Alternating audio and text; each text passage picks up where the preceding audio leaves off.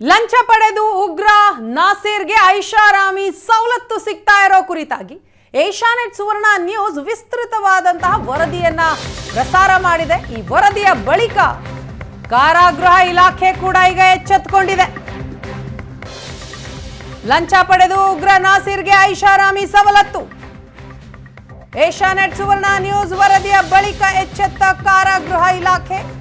ಪರಪ್ಪನ ಅಗ್ರಹಾರದಲ್ಲಿ ಯಾವ ರೀತಿ ಲಂಚಾವತಾರ ಇತ್ತು ಅನ್ನೋದನ್ನ ಎಳೆ ಎಳೆಯಾಗಿ ಏಷ್ಯಾನೆಟ್ ಸುವರ್ಣ ನ್ಯೂಸ್ ವರದಿಯನ್ನ ಬಿತ್ತರಿಸಿತ್ತು. ಈಗ ಇಂಪ್ಯಾಕ್ಟ್ ಎನ್ನುವ ರೀತಿಯಲ್ಲಿ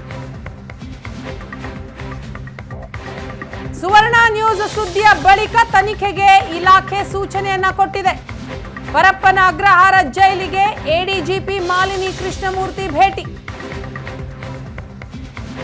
ಸುವರ್ಣ ನ್ಯೂಸ್ ವರದಿಯ ಬಳಿಕ ತನಿಖೆಗೆ ಎಡಿಜಿಪಿ ಸೂಚನೆ.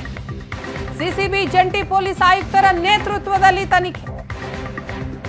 ವರದಿ ಬಳಿಕ ತಪ್ಪಿತಸ್ಥರ ವಿರುದ್ಧ ಕ್ರಮ ತೆಗೆದುಕೊಳ್ಳಲಾಗುವುದು. ಏಷ್ಯಾನೆಟ್ ಸುವರ್ಣ ನ್ಯೂಸ್ಗೆ ಎಡಿಜಿಪಿ ಮಾಲಿನಿ ಕೃಷ್ಣಮೂರ್ತಿ ಹೇಳಿಕೆಯನ್ನ ಕೊಟ್ಟಿದ್ದಾರೆ. ಉಗ್ರ ನಸೀರ್ಗೆ ಜೈಲಲ್ಲಿ ವಿಐಪಿ ಆತಿಥ್ಯ ಸಿಗ್ತಾ ಇರೋ ಕುರಿತಾಗಿ ಪರಪ್ಪನ ಜೈಲಲ್ಲಿ ಜಿಹಾದಿಗಳನ್ನ ರೂಪಿಸಿದ ವ್ಯಕ್ತಿಗೆ ನೀಡಲಾದಂತಹ ಐಷಾರಾಮಿ ಸೌಕರ್ಯ ಜೊತೆಗೆ ಜೈಲಿನ ಅಧಿಕಾರಿಗಳ ಕರ್ಮಕಾಂಡ, ಲಂಚಾವತಾರ ಎಲ್ಲದರ ಬಗ್ಗೆಯೂ ಕೂಡ ಏಷ್ಯಾನೆಟ್ ಸುವರ್ಣ ನ್ಯೂಸ್ ಎಳೆ ಎಳೆಯಾಗಿ ಸುದ್ದಿಯನ್ನ ಬಿತ್ತರಿಸಿತ್ತು. ಈಗ ಇಂಪ್ಯಾಕ್ಟ್ ಎನ್ನುವ ರೀತಿಯಲ್ಲಿ ತನಿಖೆಗೆ ಆದೇಶವನ್ನ ಕೊಟ್ಟಿದ್ದಾರೆ ಎಡಿಜಿಪಿ ಮಾಲಿನಿ ಕೃಷ್ಣಮೂರ್ತಿ. ಸಿಸಿಬಿ ಜಂಟಿ ಪೊಲೀಸ್ ಆಯುಕ್ತರ ನೇತೃತ್ವದಲ್ಲಿ ತನಿಖೆ ಅಂತೆ. ವರದಿ ಬಳಿಕ ತಪ್ಪಿತಸ್ಥರ ವಿರುದ್ಧ ಕ್ರಮ ತೆಗೆದುಕೊಳ್ತೀವಿ ಅಂತ ಭರವಸೆಯನ್ನ ಕೊಟ್ಟಿದ್ದಾರೆ ಎಡಿಜಿಪಿ ಮಾಲಿನಿ ಕೃಷ್ಣಮೂರ್ತಿ. ಈ ಬಗ್ಗೆ ಮತ್ತಷ್ಟು ಮಾಹಿತಿಯನ್ನ ಕೊಡ್ತಾರೆ ನಮ್ಮ ಪ್ರತಿನಿಧಿ ರಮೇಶ್. ಇದೀಗ ನಮ್ಮ ಜೊತೆ ಸಂಪರ್ಕದಲ್ಲಿದ್ದಾರೆ. ರಮೇಶ್, ಎಡಿಜಿಪಿ ಅವರ ಈ ಒಂದು ಆದೇಶ ಅಥವಾ ಈ ಸೂಚನೆ ನಿಜಕ್ಕೂ ಮೊದಲ ಹಂತದ ಒಂದು ಇಂಪ್ಯಾಕ್ಟ್ ಅಂತಲೇ ಹೇಳಬೇಕು. ಆದರೆ ತಾರ್ಕಿಕ ಅಂತ್ಯ ಕಾಣೋದಕ್ಕೆ ಇಷ್ಟು ಸಾಕಾಗಲ್ಲ.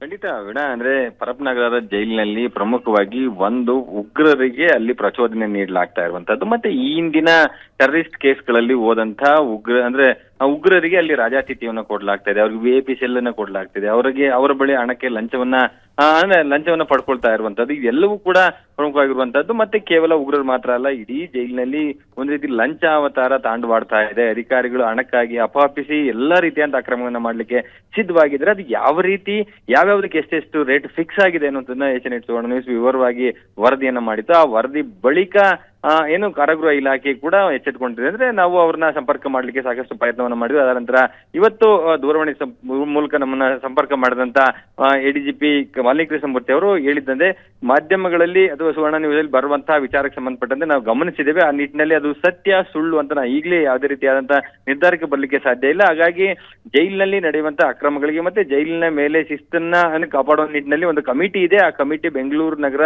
ಜಂಟಿ ಪೊಲೀಸ್ ಆಯುಕ್ತರ ನೇತೃತ್ವದ ಇರುವಂತಹ ತಂಡ ಏನಿದೆ, ಆ ತಂಡಕ್ಕೆ ನಾವು ಸೂಚನೆಯನ್ನು ಕೊಡಲಾಗಿರುವಂತದ್ದು, ಒಂದು ಆಕ್ಟಿವೇಟ್ ಮಾಡಲಾಗಿರುವಂತದ್ದು, ಏನೆಲ್ಲ ಅಕ್ರಮಗಳು ನಡೀತಾ ಇದೆ ಅದಕ್ಕೆ ಸಂಬಂಧಪಟ್ಟಂತೆ ತನಿಖೆಯನ್ನ ಮಾಡಿ ಒಂದು ವರದಿಯನ್ನ ಕೊಡಿ ಅಂತೇಳಿ. ವರದಿಯಲ್ಲಿ ತಪ್ಪಿತಸ್ಥರು ಅಧಿಕಾರಿಗಳು ತಪ್ಪು ಮಾಡಿದರೆ ಅಂತ ಗೊತ್ತಾದ್ರೆ ಅವರ ವಿರುದ್ಧ ನಿರ್ದಾಕ್ಷಿಣ್ಯವಾದ ಕ್ರಮವನ್ನು ತೆಗೆದುಕೊಳ್ತೇವೆ ಅನ್ನುವಂಥದ್ದನ್ನ ಸ್ಪಷ್ಟವಾಗಿ ಏಷ್ಯಾನೆಟ್ ಸುವರ್ಣ ನ್ಯೂಸ್ ಹೇಳಿರುವಂತದ್ದು. ಅಂದ್ರೆ ಎಲ್ಲ ಒಂದ್ ಕಡೆ ಈಗ ಕಳೆದ 2 ದಿನಗಳ ಹಿಂದೆ ಸಿಸಿಬಿ ಅಧಿಕಾರಿಗಳು 5 ಜನ ಶಂಕಿತ ಉಗ್ರರನ್ನ ಅರೆಸ್ಟ್ ಮಾಡಿದ್ದಾರೆ. ಅವ್ರನ್ನ ಉಗ್ರರನ್ನಾಗಿ ಮಾಡುವಲ್ಲಿ ಇದೇ ಜೈಲಿನಲ್ಲಿದ್ದಂತಹ ವ್ಯವಸ್ಥೆಯೇ ಕಾರಣ ಅನ್ನುವಂಥದ್ದು, ಮತ್ತೆ ಅಲ್ಲಿ ಲಂಚಾವತಾರ ಜಾಸ್ತಿ ಆಗಿರುವಂತದ್ದು. ಹಾಗಾಗಿ ಒಂದು ಇನಿಷಿಯೇಟಿವ್ ಶುರುವಾಗಿದೆ ಪರಪ್ಪನಗರದಲ್ಲಿ ನಡೆಯುವಂತಹ ಅಕ್ರಮಗಳ ತನಿಖೆಗೆ. ಆದ್ರೆ ತನಿಖೆ ಯಾವ ಮಟ್ಟಕ್ಕೆ ಆಗುತ್ತೆ, ತನಿಖೆ ಆದ ನಂತರ ಯಾವ ರೀತಿಯಾದಂತಹ ಕ್ರಮ ಆಗುತ್ತೆ ಅನ್ನುವಂಥದ್ದು ಸದ್ಯಕ್ಕಿರುವಂತಹ ಪ್ರಶ್ನೆ.